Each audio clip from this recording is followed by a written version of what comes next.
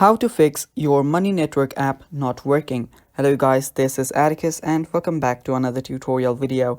In today's video, I'll teach you guys how you can fix your money network app not working.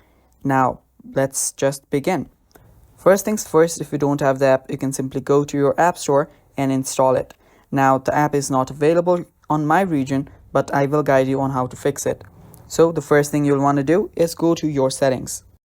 After you've installed your app, what you'll need to do is open up your settings and go to General.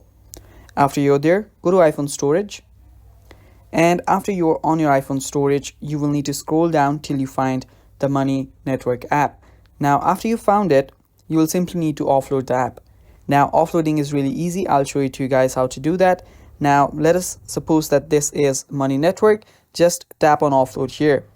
After you tap on offload here, tap on offload, and after a few seconds, it might take some time. After you tap on offload, it will just offload all of the apps.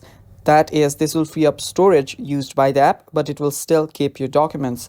Now, after doing that, simply reinstall this app and it will start reinstalling.